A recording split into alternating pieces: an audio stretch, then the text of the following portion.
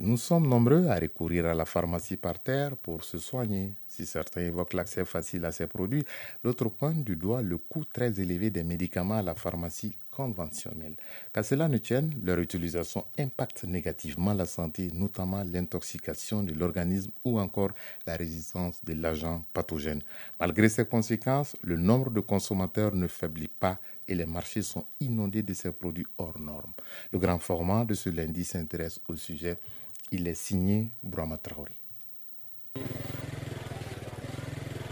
Chaque jour, c'est la même destination pour Abdul Karim Maïga, le marché de Bozola.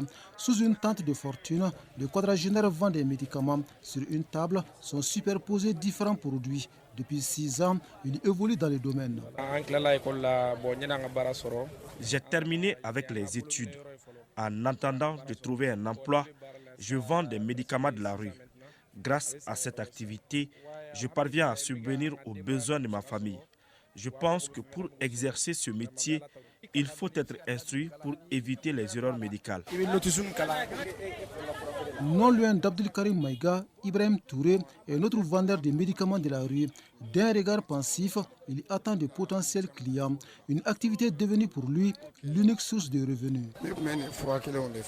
J'ai hérité cette activité de mon grand frère qui vendait les mêmes médicaments, Sudirex, mise à grippe ou encore amoxicilline. À ce moment, la pharmacie par terre n'était pas développée. Lui également est bien connu sur le marché de la vente des médicaments par terre.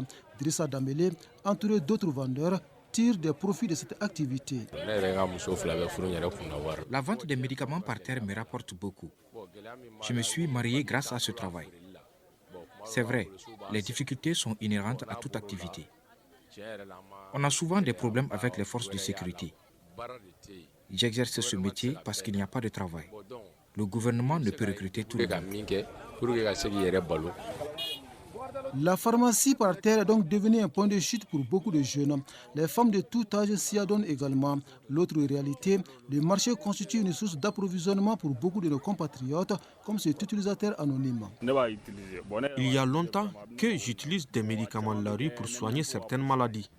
J'ai même un fournisseur qui quitte loin pour me les vendre. J'ai appris que ces médicaments nuisent à la santé. Mais pour le moment, j'en ai eu aucun problème. Cette autre utilisatrice anonyme ne relève aucun inconvénient de la pharmacie par terre. Bien au contraire, elle soulage dans bien des cas, dit-elle. J'en ai acheté une fois pour des maux de dents. La douleur était si intense qu'un ami m'a conseillé de prendre ce qu'on appelle bananani en bambara, 4 maladies en français. Quand j'ai pris ce médicament, la douleur a disparu. Moustapha Soumaré, lui, opte pour le circuit normal d'approvisionnement en médicaments. À l'en croire, le prix proposé d'aujourd'hui pourrait nettement augmenter avec le temps. Je n'en ai jamais pris parce que ce n'est pas contrôlé et ce n'est pas indiqué. Il y a toutes sortes de fabricants de médicaments et ça vient de n'importe où. La conservation déjà, la péremption, etc. Rien n'est respecté dans ce domaine. Ce n'est pas du tout conseillé. Pas conseillé puisque la consommation de ces médicaments pourrait tourner au drame. Claire Koulibaly a été témoin d'un cas qu'elle n'est pas prête à oublier si tôt. J'ai une cousine qui allait perdre ses 2 yeux avec ces médicaments parce qu'elle en a pris et ça a joué sur ses yeux. On a dépensé plus de 100 000 pour récupérer ses yeux. Que l'État soit ferme, qu'il y ait une loi d'interdiction de ces médicaments. Donc vraiment, il faut que l'État agisse, qu'il y ait un contrôle strict.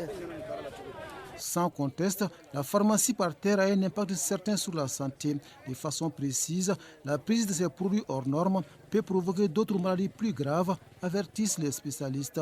Maxime Damélé est médecin. Ces produits peuvent être à l'origine de ce qu'on appelle une intoxication parce que quand tu ne maîtrises pas le dosage, tu peux prendre à l'excès.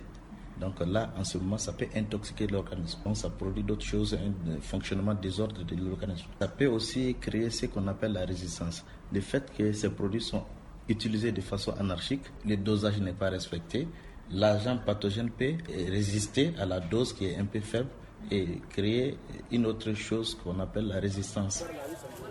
Si la santé n'a pas de prix, elle a certainement un coût. Faut-il payer ce coût pour éviter une facture plus salée? Chacun de nous a sa réponse.